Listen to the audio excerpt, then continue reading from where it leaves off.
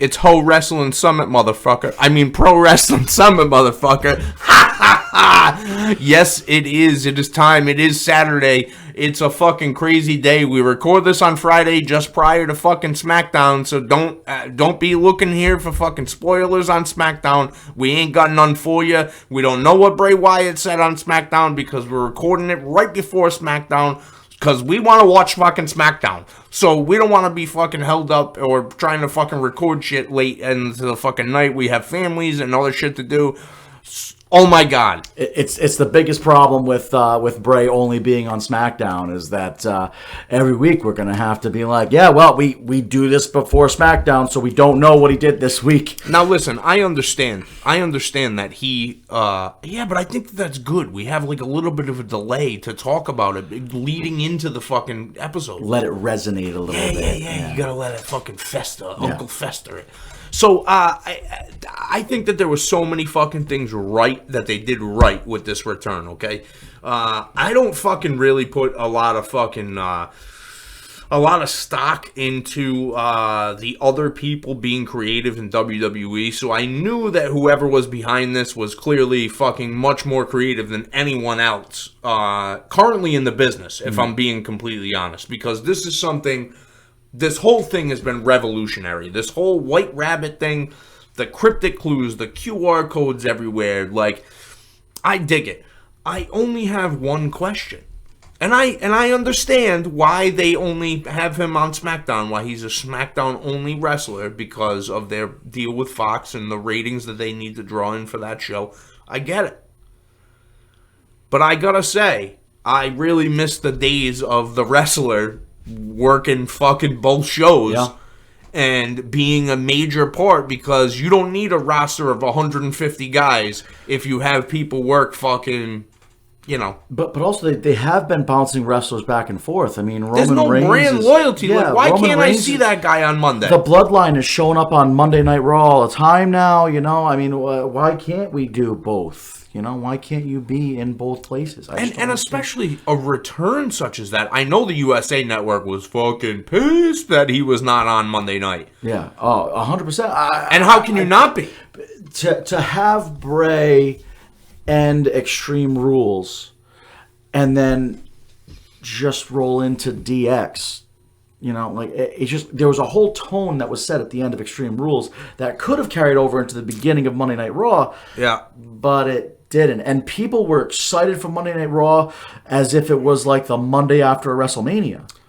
Yeah, because people were waiting to fucking see. I mean, the extra tickets for Raw, dude, were sold out, like, instantly. Because everyone thought that they were going to see Bray. And, you know, you're just disappointed because you find out he's not going to be there. Well, you know? I mean, listen, I'm being 100% honest here and being fucking totally transparent. Watching Extreme Rules at the time, I was texting you at the time of Extreme Rules going, I don't know when the fuck this guy is going to show up, because we're at the fucking Fight Pit match. Unless this guy pulls some supernatural shit, he's going to appear from underneath the rabbit hole in the middle of the ring is the rabbit hole, and he just fucking puts his hand up and fucking grabs Seth Rollins or something. So then they fucking go and they roll the fucking logo in the side of the screen. Good night. Thanks for joining us. I'm like, I'm not happy right now. That was some old school shit right there, though. And they worked you. Oh, dude, yeah. I got totally worked. Yeah. Like, the mark that I am for this fucking shit, I got totally fucking worked, and the lights go out, and Michael Cole goes, are we still on air? Yeah. And instantly, the fucking hair on the back of my neck stood up, and I went, oh my God. Yeah. And then you start seeing Rambling Rabbit, Huskus the Pig. I'm going, this motherfucker, this guy... Oh, man. Now, everyone was like, no, he's never going to make an appearance at the show. It's just going to be, like, fucking, you know, more fucking crazy shit's going to happen, and, like, that's it. Mm-hmm. Dude, when they showed that door and the smoke billowing out from the other side of the door, I got the equivalent of a wrestling chubby. Yeah. I don't think that they're, like, it hasn't happened at many points in my watching of wrestling, but, like, real moments like that you can't replicate. Now, I got very angry. Angry after that. Well, I was texting you back and forth. I texted you a few things about they could have done it during the show. He could have had a purpose and all that. And I'm reflecting on it, and I'm like, I got angry because they didn't give me more. Yep. And that just makes me want more. Right. Like, that's the brilliance behind it. Right. It makes you want more. I like the fact that there was a Fiend in the crowd too, which kind of shows the doors closed on that chapter. Mm-hmm. And then when he took the mask off, that was the best moment for me, because all I want is an unmasked Bray. I want you to be Bray Wyatt. And I gotta say, he looked different. He looked healthy. Mm-hmm. He didn't. That's not the. I mean, I haven't seen Bray in a long time. I mean, since 2020, none of us have. He wasn't the big chubby Bray. He had some weight to him, but right, he wasn't the jacked Bray. No. So and that's what I don't want. Right. I don't want a jacked. Bray can't be jacked. You could tell that the Jack Bray was a total McMahon demand. 100%. You know. So you got to work out more, pal. You see a lot of the criticisms online are like, well, he's not that good in the ring anyway, and all that stuff. Huh? Oh yeah, he's not because he's just not the flippy shit type of wrestler. Oh no, dude, he's a psychological wrestler who fucking does things that make sense. Right. Sorry. Yeah. And to me, like, you don't need to have the body of this jacked guy to do the type of style of wrestling that he does. It makes it more compelling to have a more realistic look. He's Foley. Yeah. He's in terms of creatively and how his style in the ring. Not to the level of, but WWE Foley, right? That's like WWE Foley, right? And that's perfect for him. He doesn't need to do any more than that. Yep. And now they're already talking about the Wyatt Six. This has already been a thing. So now WWE patterned trademarks yesterday for 2 new character names. Yeah. For Uncle Howdy and Uncle Harper. And I was pretty upset when I heard Uncle Harper. I really don't dig that, and I'll tell you why. Because you shouldn't use that guy's name. I don't feel like it's just not right unless you're giving that name to Rowan.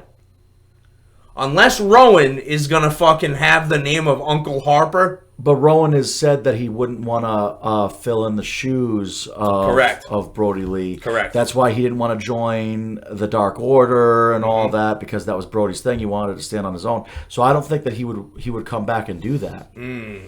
You know, I really feel like he would. Do you think he comes back? I don't think they need him. I don't think they need Rowan. Yeah.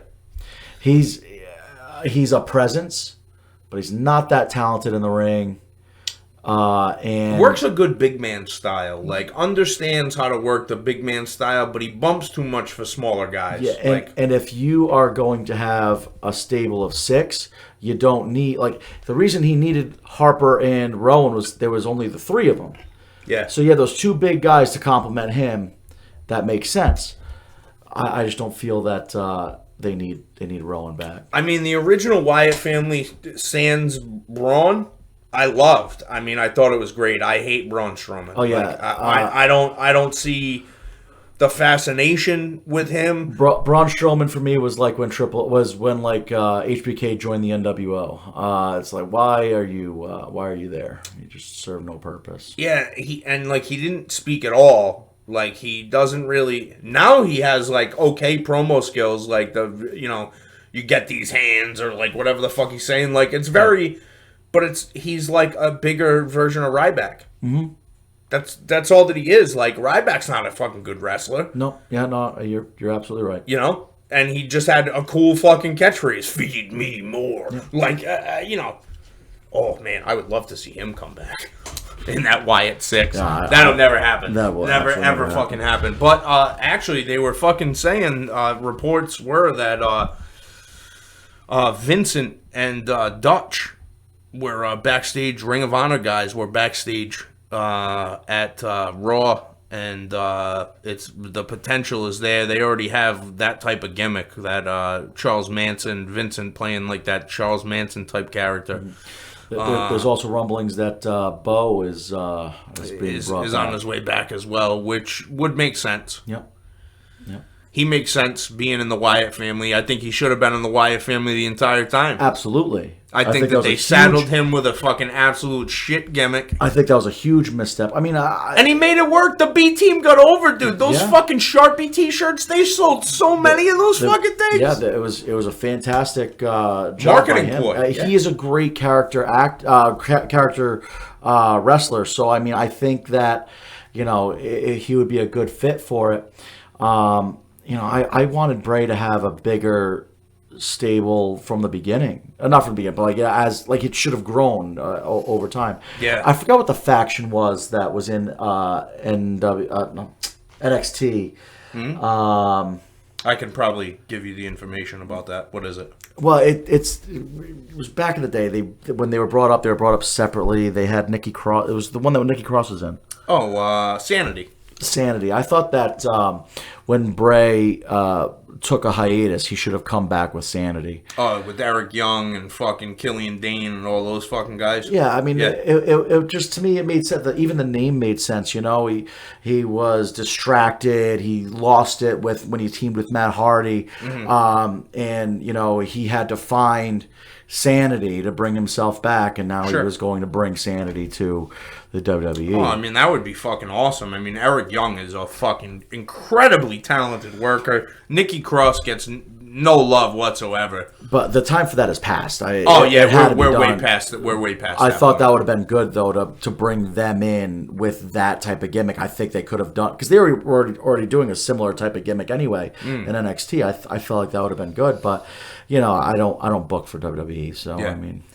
I mean, I don't know who ends up in this Wyatt 6, and I don't think... I mean, we can speculate all the fuck we want about who we think is going to be in it, and it's going to be people that, I mean, they already said that it's not going to be people from inside WWE. Yeah, so, which is crazy to me, because you're going to put main roster... get people on the main roster instantly, which is kind of cool in some aspects, but you're taking a big risk. Because if they don't mesh well with other people... Oh my God, bro. Could you imagine you put fucking somebody in the Wyatt 6 and they fucking end up being an absolute drizzling shits in the WWE? You're fucked. Brutal. You just fucked the whole thing. Yeah.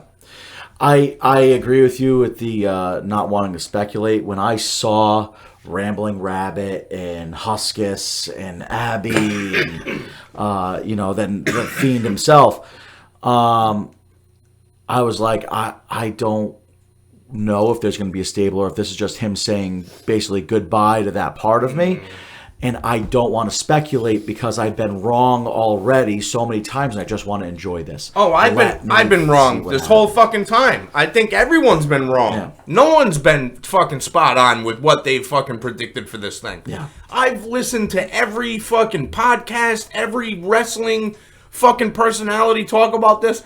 Every single person got it wrong. None of us had it right. And that's what makes it so fascinating. And you can tell by the viewership exactly how fascinated people are. Yeah. Because AEW's viewership is in the fucking toilet. Toilet. When you make decisions, booking decisions like what happened this past week, it's clear why their ratings are in the toilet. How do you have a main title not main event your show? What main title? The ROH Championship. I mean, don't you think the AEW All Atlantic Championship is more important than... So you're busting my balls. than the ROH World Title? I mean, it's a world title. I mean, wouldn't you think an All Atlantic Championship, including Japan, would be... thank you. Yeah, including Japan. Yeah, so the All Atlantic Championship, including Japan, that is the main star of the show, and Orange Cassidy wins it, which, okay. that guy needs a championship. And what did I say to you? Joke title for a joke wrestler. Yeah, it's totally comedy title for a joke wrestler. That's your main event. Comedy wrestler for a joke title. That's your main event when you could have had Chris Jericho defending his ROH championship against Bryan Danielson in the main event in Toronto. Yeah. I mean, instead you stick it in the middle of the show in between a bunch of hot garbage, and it just doesn't make much sense. And then, the Hangman Adam Page thing is running. Am I supposed to feel sympathy for the guy that he has no friends now? The medication's not working. Fucking cry me a river. Your promo skills are fucking terrible. They're abysmal. You clearly are not a main event guy. You're a placeholder until MJF finally gets his title shot and takes it away from Mox. And nobody gives a fuck. What people want to see is they want people to see MJF take the championship. And then they want to see MJF lose it. Yeah, they want to see MJF lose. They want to see him defend it constantly and then eventually lose it. The question being, who the fuck is he going to lose it to? Because they're saying Adam Cole might be done with wrestling completely. Yeah, because his injury's fucking too bad. That's a hell of a situation. That sucks, man. That sucks. It really sucks because while I don't necessarily dig his style all the time, he is a very talented wrestler. He understands heat. He understands how to work a crowd, and that is something that is sorely lacking in professional wrestling. You don't have enough guys who understand the nuances of the business. I don't give a fuck what people can do in the ring. If you're moving merchandise and dude, he comes out and people do that Adam Cole, baby, yeah. Dude, and it's so fucking loud, it's deafening. The only people right now that do that in AEW is the Acclaimed and Eddie Kingston. I don't think Eddie Kingston can pop the crowd like the Acclaimed can. They go along with. They don't go along with Eddie Kingston. They'll pop for Eddie Kingston, but they go along. They hang on every word of the Acclaimed. You know what I'm saying? Because it's fun. Right. They create a fun atmosphere. Eddie Kingston is more the guy who's going to come to the ring and beat you the fuck up. Yeah. And it's not so much. It's how brash he is. Mm-hmm. It's very Stone Cold-esque. But not to the... He's more... it's Stone Cold and ECW rules. Yeah, it's like... you're going to say something about... But his promo skills are so right on because he understands that no matter what, this is professional wrestling. And, he can cut a promo about anything. It doesn't matter what it is. There's a whole art to the timing of what you say, and that's what people miss. You can say anything, and people won't listen. It's how you say it, and he knows how to where to put the long pauses. He knows where to let the crowd resonate with things. He knows that there might be something he says that gets a ooh, or they're not going to get it right away, and they need time to think about it. And he'll give them that breathing room, Whereas other people will rush through their shit and just try to say it. And that's the best thing about that is that it's just natural. Yeah, he has a natural talent. Yeah, that guy hasn't taken fucking acting classes. He just knows how to get a microphone in his hand and speak in a way that just sucks you in. It's that Dusty Rhodes. It's that Ric Flair. I'm not saying that his promos are Dusty Rhodes and Ric Flair, but there is a specific style. Yeah, and in culture nowadays, he is a breath of fresh air. Yeah, it's not worked out. It's not nailed behind the scenes. It is just you can give him a microphone and he can go. And that, like you said, that's missing. And believe me, there are some guys that can do it, man. Jericho can fucking clearly still do that. He knows how to command the microphone. Mm-hmm. Moxley knows how to command the microphone. I'm not a big fan of his promo skills nowadays, but he knows how to command the crowd and knows how to command the microphone. But the world is so different, And it's hard for those WWE guys to ever break back out of how to not do a WWE promo. But that's what I was thinking of. Is who? Let me tell you something. Yeah, but I was thinking of like who could possibly be in the same type of caliber, in the same type of style like that in WWE, and the only person I can think of is Paul Heyman.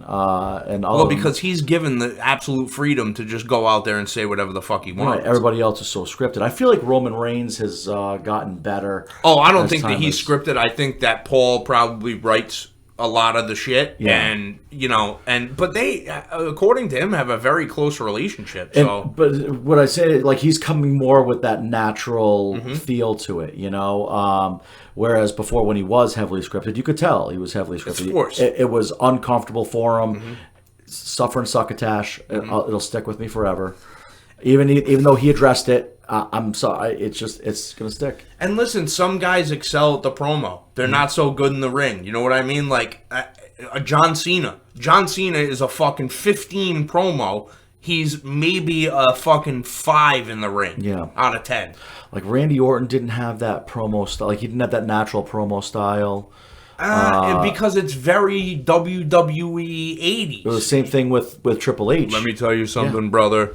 Same thing with Triple H. It comes off as very, and that's what pulled me in with CM Punk. It came off as very natural, and you could tell with the promos between CM Punk and Triple H that Triple H had that WWE style, and CM Punk had that free flowing, can work the mic style. Yeah, I mean CM Punk is definitely one of the top promo guys ever in the professional wrestling business. I mean, there's no doubt about it. I don't really particularly like the guy as a wrestler, but his fucking promo skills are tremendous, man. He knows how to command the microphone. Yeah. Ric Flair, that guy, I watched almost every single one of that guy's matches. They're literally all the same. I mean, it's the same moves. It's just in different places in the match. And people are like, oh, damn, bro, he's not the greatest wrestler. Then I'm like, are you fucking kidding me? That dude worked matches against broomsticks. Guys who shouldn't even fucking laced up his boots and made them look like world champion material. You know who has, there are people who have approached me who have said that this person has a good promo style and he was one of the best with promos. Road Dogg. And I look at them and I say, what? He had an entrance. He did not have a promo style. Look at any of his actual promos, and they were the drizzling shits. Every single one of them. It's the Digo Double G. Yeah, it was an opening. Yeah. That was it. It was his entrance. Badass Billy Gunn. It's the new age Outlaws. But what else besides that? That's what I'm saying. Whenever they've had to actually cut a promo, it's that canned WWE style. It's not good. I like the New Age Outlaws. I dug them as a tag team. I did like the nod on Monday Night Raw. He's got an office job now. But the fact that Road Dogg didn't say it, but he'll let the crowd say it. Yeah. He's working with office supplies now. Yeah, it's just funny because he's the oldest one of them. He's the only one that worked a match this week. Well, dude, what other... I mean, I'm sorry, but Sean is in no condition to be working a match against anybody. Triple H, clearly. Triple H has a pacemaker, and he's not working a match. I mean, Road Dogg looks like some sort of crackhead Santa. X-Pac looks the best out of all of them. Yeah. And that guy was doing mainline and methamphetamine. Yeah. Like, how is he the one that doesn't have fucking problems? No idea. He had a ripped asshole, though. Well, Bronco Buster. Into the corner, and there was no padding on the metal strut. It happens to the best of them. I don't know, dude. I don't think that's a move that I would ever try. Never ripped your scrotum? Come on. No, I don't think so. I mean, I may have. Just for funsies? Yeah, no, definitely not for funsies. That sounds fucking horrible.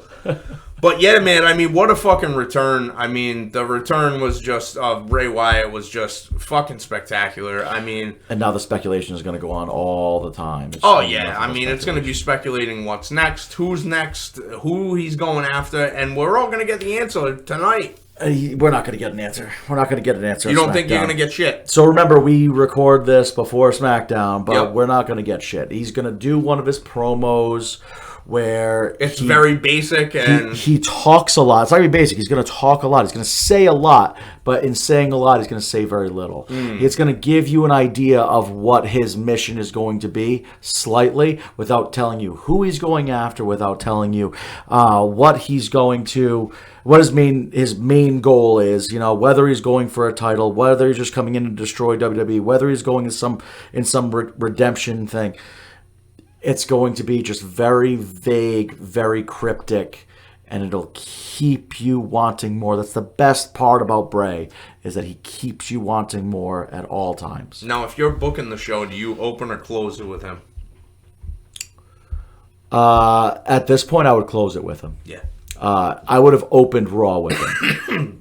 You got to close SmackDown with him. You got to keep people in the building until the end of the show. Yeah, it would have made sense if he opened Raw, because you end with Bray on Extreme Rules, you open with Bray on Raw. It sets the tone. You've had Raw, you've had NXT, now you have SmackDown. There's too much time has gone past for you to open up SmackDown with Bray. Interesting. Yeah, I don't know what I would do in that situation, man. If it was 3 hours, I would say you would do something in the middle of the show. Yeah, you would put him in the 9 o'clock hour if it was a 3-hour show. But with it being a 2-hour show, just end it with him. Now, do you think AEW can rebound from in their ratings fucking disaster? So, Swerve Strickland gave an interview this week where he talked about all the backstage stuff and the ratings and all that in regards to Tony Khan and in regards to AEW. And he says, look at all the shit that WWE went through in its years. Like, they almost went bankrupt, and they had to go through this stuff. And it's good that he's being challenged like this. It needs to be challenged. We need to be challenged to grow. But you don't, because you don't have time. The reason that the WWE has had time was because they defeated their competitors. You are trying to compete against them. The biggest in the world. You don't have time for this shit. And Tony Khan needs to get his house in order. We keep saying it. He needs to get his house in order, and he needs to do more long-term booking. You need to stop listening to the IWC. You need to... He's not listening to them. He's part of them. Well, okay, yeah, that's right. But in that respect, he's listening to him. That's what I'm saying. I mean, he's fucking totally knee-deep. You keep spending money on people. What value? What is Saraya doing? I don't understand. We still don't know what she's doing. Is she going to work? She threw punches. Can I also say one thing now that we brought up Saraya? I thought it was awesome, old school booking for Jade Cargill's championship to get stolen. Yeah. And now they're gonna. Was it Nyla Rose? She's gonna defend that championship that she stole. I think it's brilliant. You know what would make it really brilliant? If they would actually feature it on TV. Like, how about you give more time to this story that is an old school story that makes sense, and actually have Jade Cargill step in, come in and try to let her defend the title, right? And Jade Cargill comes out to try to get her title back. Nyla Rose ducks out of the ring, grabs the title, runs off, doesn't even end up finishing the match. Build that. Build her trying to get her title back. Yeah, the stories are becoming less and less important on the show, and that's what's making the viewership go down. Right. People want stories. But that is something that it would be a good story. She's going to end up giving Nyla Rose a shot because she wants her championship back. Mm-hmm. All right, fine. You stole my championship. You want to defend it. How about you try to actually win it? Well, my whole question is, and this is where I question the booking, why am I watching Billy Gunn against Swerve Strickland? I like both those guys. Yeah. Why am I watching them valuable television time on a Wednesday night? Why is that not on Dark Elevation? Do you know why it was on? Because of the DX thing? DX had their reunion, so you have to have Billy Gunn in a match. But Billy Gunn... Can I just say, I fucking hate that guy? I hate Billy Gunn. No one who is as old should look that fucking good. He's in the best shape of his life. I mean, and not just look that good, but he can fucking go. It's ridiculous. Yeah, he can wrestle, man. with the best of them in that fucking company, it makes me feel like a real piece of shit. I love Swerve Strickland. Yep. I think that Swerve's probably one of the best young talents in wrestling, and he's not even that young, but he untapped potential. Mm-hmm. He just needs to be given the right avenue. Mm-hmm. And when I heard the report that Vince was higher on other people in Hit Row than him, I was like, Vince, what the fuck were you looking at, bro? He clearly... But this is the same guy that put Omos on TV and fucking had him, squash people. It's the same guy that cut Bray. Because he's difficult to work with. Yeah. Oh, yeah. You haven't had people around you difficult to work with? Hulk Hogan. Yeah. Macho Man Randy Savage. Jake Roberts. Roddy Piper. Jesse Ventura. Do I need to fucking go on? Well, nobody improved from working with him. Well, that's because you're not booking them right. Because you should be booking No, because people. you're having the dude get set on fire. Having the dude get set on fire, but you're also like, oh, well, Seth Rollins didn't improve. He had to change his gimmick. Yeah, that's who you set up against Bray. People who need a gimmick change. Mm-hmm. And he forces the gimmick change through his interaction with them. I mean, what are we talking? It's very simple. It's basic booking. Fuck, man. So Vince clearly was gone at that point. So you think WWE is clearly in a much better off position than they were fucking 6 months ago? I do. And I don't know if it has anything to do with Triple H being in charge of creative. I think it absolutely has to do with Vince not being in charge of creative. Mm-hmm. Addition by subtraction. I think it's a morale thing. Yeah. And I think that Triple H is kind of a little bit more hands-off in terms of, all right, let's see if it works. And he understands that the world is different. Wrestlers are not going to be fucking 6'5" with ability walking through the door. It's not that fucking way anymore. I do like that he addressed the bleeding in wrestling. Mm-hmm. And he said, we live in a different world, and it's just not, we don't need to blade. It's just not something we need anymore. Yep. And I don't disagree. Oh, I disagree. I don't think that, I think that there can be blood. Yep. If it's done tastefully and in the right way. You can't have 6 matches where people are just fucking gigging their foreheads. But I wouldn't have if you get busted open the hard way in a cage match, then so be different. It. Yeah. But I don't think it's something where it really adds all that much anymore, because I don't think people are looking for it. Yeah, I think that AEW kind of ruined it for me when they using pizza cutters on fucking television, and I'm just like, I never thought that I would be watching this on network television. These guys throwing each other through plates of glass and shit. Where am I? Right. It just seemed believe me, at an indie show, fucking no problem. I ain't got no problem with that. You can fucking blast each other with lawnmowers and fucking whatever you want to hit each other with. I don't care. Yeah. But on a nationally televised fucking wrestling show, you got fucking people out there cutting each other's foreheads open with pizza cutters. What the fuck are we doing? During a Domino's commercial. It just doesn't feel professional anymore. Well, you got guys fighting backstage. You have every wrestler that was worth their salt who came up under Triple H is listen, man, my time here is coming to a close. It's time to go. And listen, in some respects, from a business standpoint, I can't blame them. These guys aren't being used properly. You got fucking Aleister Black jobbing out to 70-year-old Sting. Yeah. What the fuck are we doing, bro? I think he needs to hire a booker, hire some wrestling writers, and take a step back. Yeah. I just think that he needs to be more open-minded to listening to other people and not fucking put what he thinks is the best option out on TV when people are telling him. But who are you saying he shouldn't be listening to? Or you should be listening to? Well, I mean, think about all the coaches that he has there. Mark Henry, Big Show, JR, fucking Jerry Lynn, Chris Daniels, fucking, all these... Sounds like a great booking committee to me. Right, but the problem is that he doesn't listen to any of their ideas. He just does what he fucking wants to do. But that's why I'm saying he needs to take a step back. Oh, 100%. And he needs to handle the backstage part of it. Like we have a certain conduct we're going to have here. If you violate that, you're going to be gone. Yeah, but how do you institute something like that when it's already completely gone off the rails? You're talking about a guy who's maybe fucking 5'8", 175 pounds, who's like a nerd. Oh yeah, no, I just he's gonna walk into a wrestling locker room and intimidate people. Oh, I don't think he needs to intimidate somebody. I think that you have to in that business. No, I don't think you have to hurt him. Hit him where it hurts. Yeah, their pocketbook. Right. So you're going to go home. You're not going to work. Any bonuses that you were entitled to, you're going to lose out on.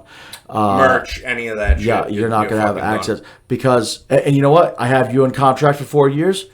I'll pay you those 4 years. And you won't work a single goddamn show. And that's 4 years of your career. That's done. And most of these guys are in their 30s already. So by the time that they would even remotely come back to the business, and what's their name value going to be? You do that for a few people, right? CM Punk, done. Andrade, Sammy Guevara, done. No, you know what he's doing? He's putting CM Punk in an office role.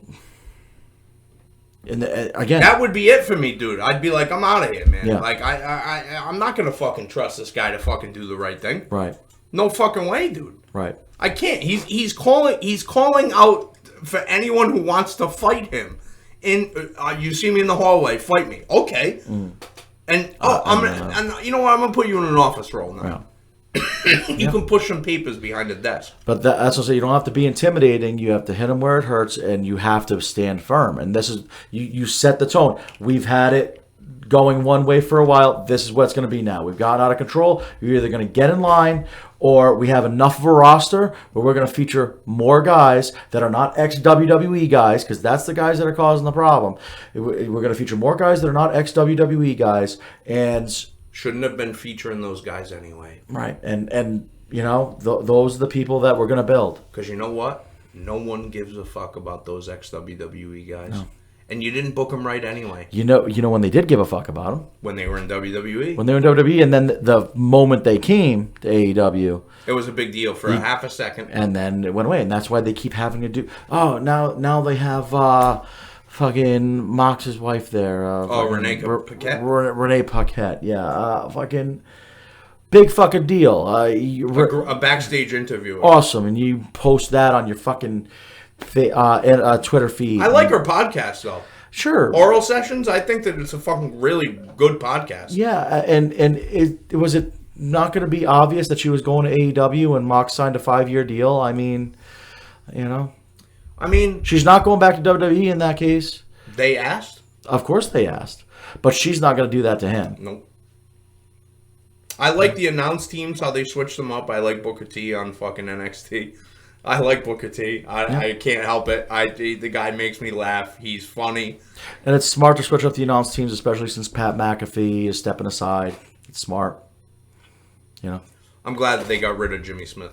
I don't understand why the fuck they did that in the first place.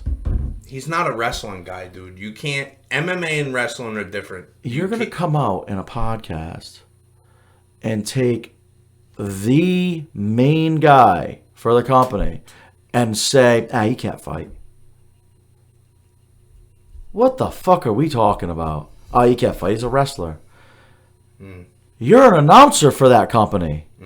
You're a commentator for that company. And that guy, who did he say that about? Roman Reigns. Yeah, Roman would beat the brakes off of that guy. He's just, you know, they just wanted to have the appearance that they're tough guys, but he's not a tough guy. Oh, Brock Lesnar's not a tough guy? No, he said Brock Lesnar is because he was in UFC and all that. Like, he's clearly like a fighter, but Roman Reigns isn't a fighter, you know, I'll take the smallest guy on that roster and put him in a fucking ring with Jimmy Smith and watch Jimmy Smith weep and cry from getting one strike how they throw it in a match. He is the equivalent of the 350-pound dude on the couch on Sunday saying, that quarterback fucking sucks. Fuck him. Look at that. He can't even throw a fucking football. Yeah, that's me. That's me. I'm that guy. I'm that guy on a Sunday. Not 350 pounds. No, but I scream at my television. I'm watching Red Zone and I'm going, I don't understand. Yeah. I can run the offense. I'm not there. And I can tell you what play you should be running. Like, this is not fucking good, man. But for him to say, hey, you know what, this guy can't fight. Can you fight? Can you fight? Is that you're a big tough guy? You can fight. Booker T says something like, "This guy can't fight." Well, you did it. You know. Not only did he do it, but he beat the fuck out of Batista. Yeah. And he's not the only one that he beat the fuck out of. He beat the fuck out of many wrestlers. No, he had this role for how long? It was only like a fucking short while, like a week or so. Who? Jimmy? What the fuck is No. He was there for a while. Oh, he was brought up to the main announce team on Raw, though, right? Yes, okay, correct. So that was what it was new. Yep. Yeah, because I don't listen to much of the commentary. What was he, NXT? No, he came from the MMA world. He was No, but for how long has he worked with WWE? That's what I'm saying. no. They put him right on Raw. Yeah, so He'd then only been there for like a year or something. Like so he was there for a year. Yeah. God, I just have not been listening to the commentary. No, because who the fuck cares about the commentary? To say that shit though, it's so fucking crazy to me. Just to like, I mean, how would you? To say that professional wrestlers are not tough dudes is you're fucking completely insane. You're just insane. I understand kayfabe is dead, but I mean, have some fucking scruples here. And he's the main champion. Like, it's the guy. He's been the main champion for years now. I mean, this isn't you're. Could you imagine Triple H going on a podcast and being like, John Cena is the shit. He can't fucking fight backstage. Well, yeah, I could see Triple H doing that. Because he's a fucking wrestler. I could. Yeah, okay. Fine, fair enough. Could I see fucking... Mike Adamle? Yeah, like... I was trying to think of the ECW guy, Joey Styles. Joey Styles. Could I see Joey Styles like going on a fucking podcast and be like, "Oh yeah, John Cena can't fucking fight"? No, absolutely not. I can.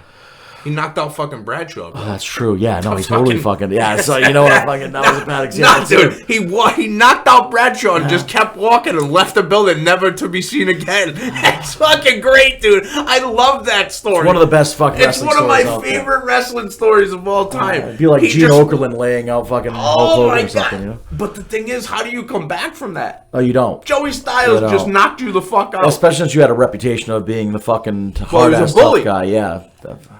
Think about all the guys that he fucking did bad shit to, man. Rene Dupree.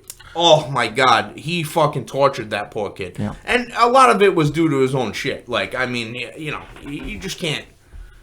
You know, there are rules to this shit. You know what I mean? You gotta respect the boys. You know what I'm saying? But there's limits too. You know, I mean. There's a certain amount of ribbing that has to go on. Of course. You know what I mean? And I think that everyone should be under the same understanding that it's a rib. Everything in moderation. It's not harmful. Right. Everything in moderation. If you're fucking setting dynamite on somebody's fucking engine of their car and like unscrewing their cap and be like, oh, next time it's fucking armed, like that's too much. Right. Like you have gone too far. Right. You know, or the dude who pushed Johnny Valentine out of his wheelchair after his accident and took a piss on him. Like what? Like it's a rib, bro. It's a rib. Like that's not a rib, bro. You're just a sick fuck. Cool. You know, this is what we always do. We always push people out of wheelchairs and fucking take a leak on them. But like, I've definitely pissed on people. No. Yeah, I have, but that's not the point. I've definitely. That's just a Saturday night. I've definitely been involved in some like funny shit that has happened. Right. And you know, pranks, just simple fucking pranks. Nothing crazy. So I've been at independent shows where something as simple as throwing a fucking Gatorade bottle across the ring and hitting somebody in the dick is like commonplace. It's hysterical. You know, I mean... that type of shit never gets old. Yeah. It never gets old. But it's funny sophomoric humor. That's why I love the DX thing on Monday, because, hey guys, like, you can't say genitals, and Road Dogg just goes, penis! I'm sorry, I thought we were talking about penis. And I think that it was great that Sean fucking got involved. What is this? He's not a Jesus freak anymore? He's like allowed to swear and say cock and like all this other stuff now? Fuck and like... He was born again, and then he, he's so he's back to being a sinner now. I was going to say, like, he's maybe in his teenage years, so, that's when they start acting out, Okay, roger that. It makes perfect sense now, shit. Well, I gotta go find a local pastor to fucking dip me in some water, bro, because that could explain a lot. Shit. No, but it was Raw was crazy. I thought it was cool seeing fucking Carl Anderson and fucking Luke Gallows coming out of. No, but as soon as he hugged him, I went, "Oh, I know where this is going." So, what's the War Games match is going to be then for Survivor Series? They have to have like the whole show has to be War Games matches because it's going to be set up that way anyway. So I mean, I would imagine. I mean, but it's War Games Survivor Series, right? Yeah, Survivor Series War Games. Yeah. So why not just do every 5 matches? You do them all in the war cage. Yeah, I think people might get worn out with that. They're going to get worn out anyway. But 2 matches or 5. They have done War Games shows where they've had regular matches and they just have 2 rings there, which looks weird, but it's, WCW did that concept when they did the Battle Bowl. You remember that? Yeah. Where they fucking had like 60 guys in a battle royal. And you couldn't see shit. Like, you could not pay attention to it one bit. Fucking loved it when dudes would like try to suplex somebody in the middle of the ring and you see like a pile of bodies just go down because people are getting hit in the legs and they don't know it's coming. Well, they're also calling their own shit in the ring and they're not coordinating with people, because how can you coordinate with everybody that's around you? I asked a pro wrestler one time, I said, "Hey man," I said, "what's the deal with battle royals?" I said, "You guys always look like you're getting fucked up in there." He said, "It is uncontrolled chaos." He said, "You don't understand how fucking crazy it gets inside of there." He said, "The best thing that you can do in a battle royal or fucking Royal Rumble type scenario is stick with the basics. Punch, kick, chop. Those are the 3 things that you do. Maybe you lift the guy up to throw him over the top rope. Maybe you just send him over. Whatever the fucking situation is, that's all that you should be doing." Yeah. And I said, "Well, did you have a situation that happened?" And he goes, "Yeah, I blew out my fucking ACL because some idiot decided to throw a vertical suplex in the middle of a battle royal match. And when the guy landed, he hit me right on the back of my knee and blew out my ACL during the middle of the match." I said, "Oh, man." Can you imagine you're just sidelined because of some stupid shit like that? Well, it seems to happen a lot in professional wrestling. Like, I love watching the fucking clips on YouTube of these guys that, and you got to give them a lot of credit because they go balls to the wall. I mean, they're fucking going out there, like, laying it on the line, dude, for what? Hot dog and a handshake? Yeah. $50? Like, no money sometimes. Like, sometimes they're paying. Yeah, So, like, you never really can fucking tell. So they're laying it out on the line, but you can see the guys who are, like, really good, like, who know the craft. You know what I mean? It's not hard to determine. Like, I feel pretty confident as a professional wrestling fan for a long fucking time that I could look at somebody in the ring and go, they have it or they don't. Mm-hmm. And it's pretty easy to fucking spot the people that don't have it. Yeah. And there's a lot, like, if I was a booker for either one of those companies, I'd fire most of the fucking people that were working there. You can't put your arms up for a fucking clothesline. Oh, God. It's a clothesline, bro. It's not like Bruiser Brody is throwing the clothesline. Then I could be like, well, you know what? That guy's probably going to take your shit off anyway, so, like, it doesn't really matter. It just makes it look like a sack of shit. Like, it makes it look bad. You're getting beat up anyway, dude. It's a physical fucking sport that you're involved in, and you have to be an actor on top of it. And that's why I fucking say to people, you don't understand how fucking difficult it actually is. And talking to some of these people, you get a real good fucking understanding of, like, what it is to fucking be a professional wrestler. And it's fucking hard-ass work, bro. Mm-hmm. It's not fucking easy. But I think people get too hung up on the moves that they're doing. And they're not thinking about the bigger picture. Why? That is the bigger picture. Mm-hmm. Why am I doing this? Right. Not, I can do this, so I'm going to do it. Right. That part of wrestling still, I don't understand. I don't understand why you have a dude prone on the mat and you would walk up to a top rope. I don't understand that. If you have a finishing move on the top rope, there are a million ways to get up there where your opponent can put you up there. Mm-hmm. So that way it looks at least somewhat believable in a real fight scenario. Right. That's what I want. I miss the realism. I would love to see like a cage match where a wrestler has their opponent prone on the mat, they climb the cage and climb the fuck out. But no, I want them to climb the cage.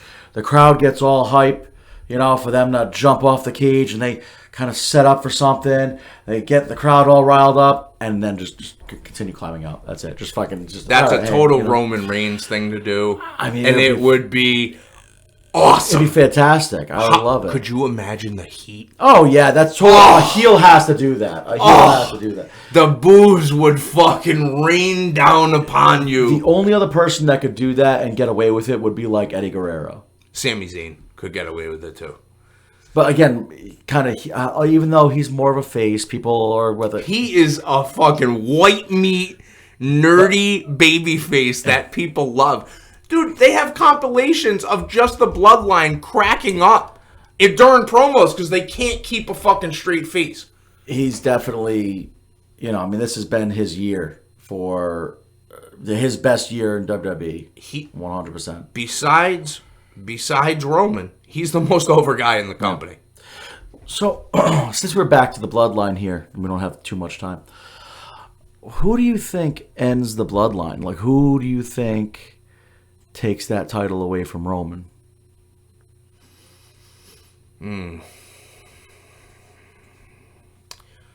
Cody, I'd say, is probably my best. That would probably be my best guess at this juncture. My dark horse is Jey Uso. Oh, whoa! Bloodline starts with him having a problem with Roman, getting brought under his wing. Now he feels betrayed with this whole thing with Sammy. He's questioning Roman. Which one has the DUI problem? Yeah, I believe it's Jey. Yeah, that's never going to happen. No, I know, but not going to put the title on that guy. Look what they did to Rob Van Dam. He only got caught with some weed. Well, he could lose the title beforehand, but the Bloodline could continue. But he, I think, is going to be the end of the Bloodline. Some people are predicting he loses it to The Rock.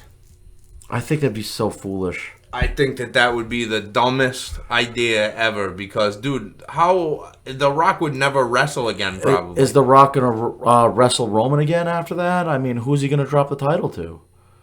Or is he just vacate the title? Then John Cena's back. And I don't have a problem with John Cena. I have a problem with him. Like, we got to put the title on somebody who's going to be there. You've had the title on people who are part-timers who don't work. Right. You have to have somebody who's going to be there every show. I mean, I'd love to see it on Drew, but they're not going to do that, man.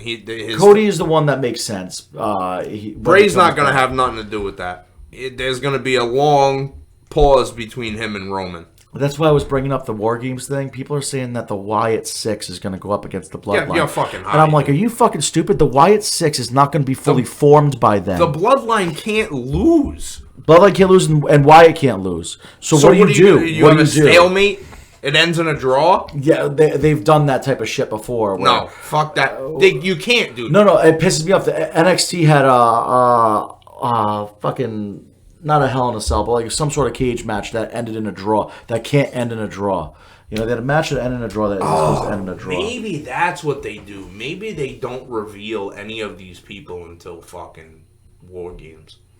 I would think, but see, again, that's why you can't do Wyatt 6 in the War Games match. Because that needs to be built. Well, you can. I'm not saying... Yeah.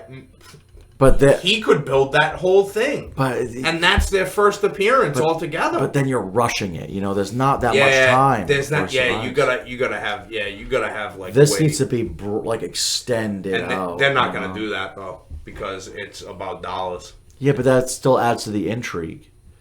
You can bring somebody in here and there, but I mean, I don't think that the entire Wyatt 6 should be revealed until at least January, leading into Royal Rumble. Yeah, I don't think they wait that long. I just don't. I can't see them waiting that long with the way that merchandise is selling and shit. I just maybe not all of them. Maybe there's maybe there's a couple that won't reveal themselves until Royal Rumble. That's what I'm saying. He's definitely gonna have a couple of people. Oh no, absolutely. But I think you reveal slowly. One person here, one person there. I'm so fascinated to see who it's gonna be. Because once you get one so he's got to come out. He's got to establish why it's gonna he's be here. Braun. One of them's gonna be Braun. I don't know. The red pants, like it. Maybe that's just a bad clothing choice for Braun. I love how they rip all the time, dude. It's so fucking funny. It makes me laugh. But I can see, like, he has to establish why he's back. He has to establish his new character. And then before you know it, like, maybe he gets in the ring, one of the Wyatt Six can be revealed. And now, you're telling his story. Another one can be revealed a few weeks later. And who's he go after first? I don't know. I have no idea. It's got to be somebody worthwhile. Cross? I feel like Cross is going to be in it. I don't think he goes after Cross unless he goes Oh my god, dude. If him and Karrion Kross are in that together, I am going to pop a huge wrestling chubby. Because Scarlett adds a whole new dimension to that fucking whole thing. Because it's not one without the other. I mean, they're a package fucking deal, so. But if they're going to go with the whole, like, rambling rabbit and all that, Abby the Witch, Scarlett, it just makes sense.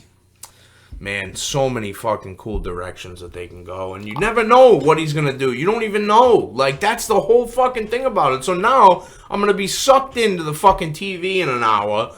Just going, I can't, what the fuck? Texting you going, I can't, what the fuck, man? I just don't want whoever's going to be like the Abby the Witch character, I don't want it to be a female wrestler. Because they're going to be set off if they have a match on their own. They don't incorporate, stables with the females.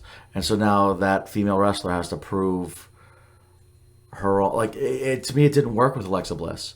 I feel like it has to be more of a ballet type. But it works with fucking Rhea Ripley. Yeah, I don't think Judgment Day is going to be a part of that at all. I'm not saying that they're going to be a part of that, but I'm saying, like, that dynamic can work. But even that, like, she's not wrestling. Yeah. She's more of a valet that gets her hands dirty. And honestly, I think that that's a totally underutilized position in professional wrestling nowadays. But that's what I want in Abby the Witch, is more of a valet that gets their hands dirty. And there's so many beautiful women out there who want to be actresses, and it's a perfect opportunity for them to get TV time and acting chops. And if you're creative on top of it and can come up with your own shit, you are going to fucking make a lot of money wrestling. And you may say, fuck being an actress. I'm making so much money doing this shit. And you only have to be semi-attractive. And I'm getting paid weekly as compared to paid by the job, Oh, God. Jesus Christ, dude. Could you imagine? Fuck. Oh, my God. Wow. Just think about the amount of money that somebody could make if they were fucking intelligent right now in the wrestling business. If you had a halfway decent gimmick. Yeah, you can make a shit ton. You could fucking make so much money in the wrestling business now. Yeah. And you could create everything yourself. You would never have to rely on anybody else to create it because the internet is such a powerful thing. You could just release videos. Yep. Man. That's interesting. Anyway, well, this has been fucking Pro Wrestling Summit, motherfucker. Make sure you reach out to us at good_villain_media. You can also hit us up on the comments of the video. Like, share, subscribe with your friends. Knowledge, it's been a wonderful fucking time with you. Good villains. That's your shit. Oh, yeah. Say it. Fucking peace out, good villains. Yeah, that's what the fuck I'm talking about, man. Make sure you tune in Monday. We're back with fucking Welcome to the Zoo and, a bunch of other crazy shit. So, peace out.